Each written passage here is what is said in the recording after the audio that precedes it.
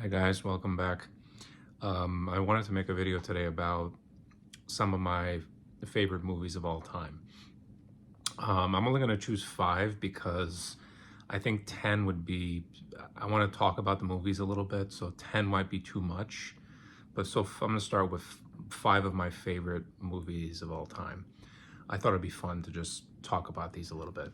Um, I like a lot of genres, but I'm gonna stick to genres that I truly love. So I love horror, I love thrillers, I love sci-fi, and I love crime thrillers or crime movies, crime dramas. So these cover some of these overlap, but they cover all the genres I love. So I'm gonna start with Heat.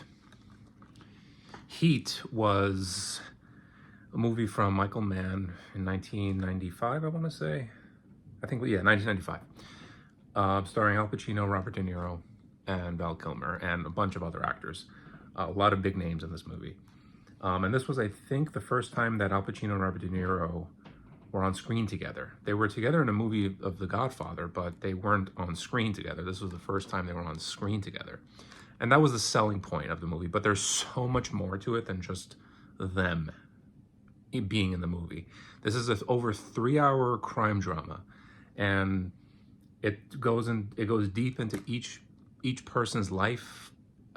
It goes, Al Pacino is the police officer, Robert De Niro is the criminal, and it just deep dive into the lives of both of the men and all of their partners, their friends, their families. It's really, really good stuff. I don't think a movie like this has been made for a while. Usually the crime movies or thrillers these days are very simple, not much personality to them. That's unfortunate. But yeah, one of my favorite movies is Heat. I'll move on now to a political thriller, which also has elements of horror, surprisingly. Blowout. Brian De Palma's Blowout. So it stars John Travolta. Right after, I believe this is right after Saturday Night Fever, or a few years later after Saturday Night Fever. Very different role for him.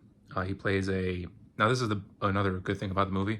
It's actually about movies also, because he's a sound technician for low budget horror movies, which also drew me in. I'm like, all of these things kind of like combined together.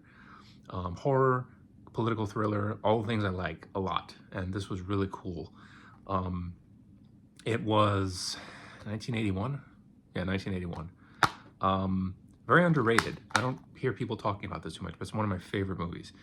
So he plays a sound technician, and he gets involved in this whole conspiracy, and it's really great stuff. Definitely check it out if you haven't seen it. Next, I'm kind of cheating here because I love Alfred Hitchcock's movies, and I have 4 movies here, but out of these 4 movies, my favorite is Vertigo. So Vertigo is another psychological thriller, and this is the 4K set.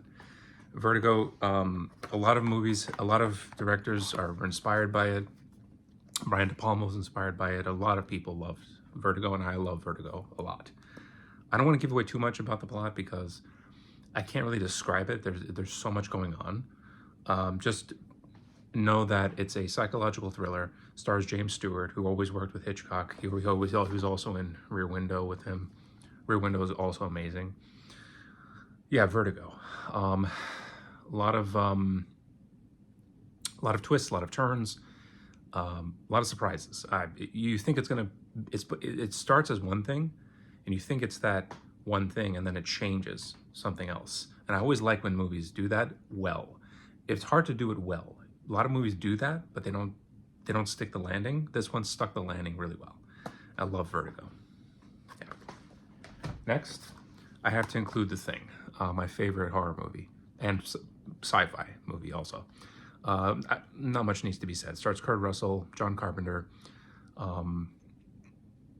A lot of paranoia, a lot of distrust and conflict, and you know, figuring out what this is and what the thing is and where it came from. All great stuff. Practical effects are amazing.